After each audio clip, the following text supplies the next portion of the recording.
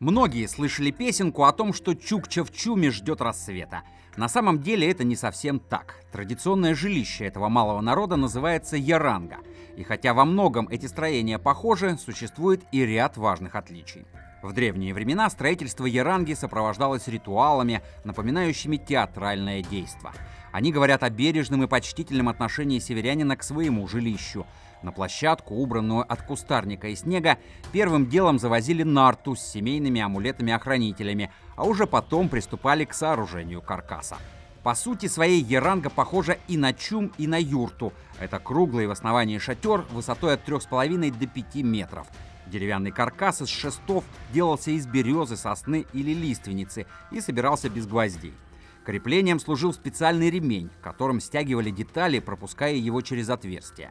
Дерева на Чукотке немного, поэтому каркас берегут и передают по наследству. Некоторым шестам и жердям больше 100 лет. Поверх основы яранги натягивают меховое покрытие – ретем. На его изготовление требуется от 40 до 50 сшитых оленьих шкур с коротко стриженным ворсом. Эта технология позволяет облегчить вес покрытия и уберегает от скапливания снега снаружи. Вход в ярангу располагается с востока. Для доступа света над входом или в передней стенке ретема раньше вшивали кусок моржовой кишки или хорошо выскобленной тонкой оленей кожи. В чем же отличие яранги от чума?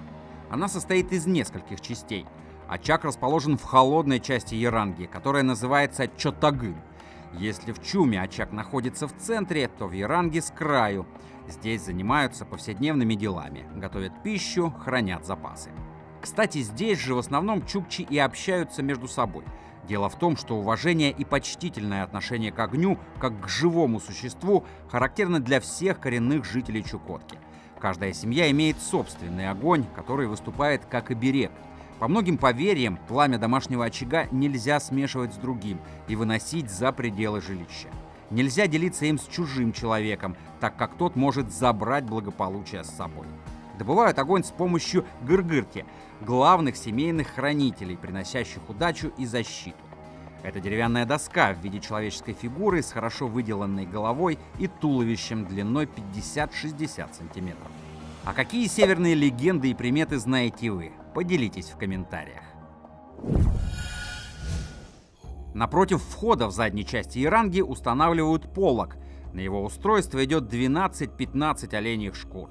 Пол для него сооружался отдельно. Ветки тальника рубились и укладывались в несколько слоев, после чего их накрывали шкурами. Отапливалось все это сооружение жировой лампой и теплом человеческих тел. В течение ночи полог впитывал влажные испарения, а утром снимался и вымораживался на улице. После этого иней с него выбивали специальными колотушками, и он снова был готов к употреблению. В пологе спят, сушат одежду, а в зимнее время принимают пищу. Для света и тепла в спальное помещение ставят жирник, по-чукотски эек. Береговые чукчи используют китовый и тюленей жир, тундровые – оленей. Но зачем же чукчам надо было придумывать ярангу, если буквально у соседей есть чум, который отлично подходит для этого климата? Все просто. На Чукотке найти в нужном количестве длинные деревья практически невозможно. Для того, чтобы в зимнем чуме с очагом в центре можно было спать, прямые деревянные шесты, на которых держится вся конструкция, должны быть не меньше 5 метров длиной. А в зависимости от размера строения их нужно от 25 до 40 штук. От чума у яранги была взята конструкция крыши, которая сверху ставится на большую опорную треногу, а снизу опирается на горизонтальные балки. Вдобавок с верхушки крыши спущены ремни, к которым привязаны крупные камни.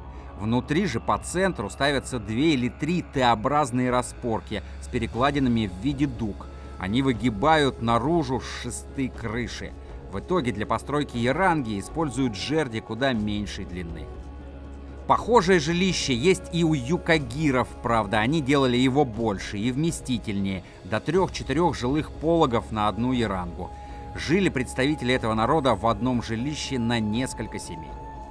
А какая конструкция кажется вам самой интересной? Если вы пропустили выпуски про чум и юрту, посмотреть их можно, перейдя по ссылке в описании. Но сначала подпишитесь на наш канал и активируйте колокольчик, ведь впереди нас ждет заключительная часть цикла про жилища разных народов мира.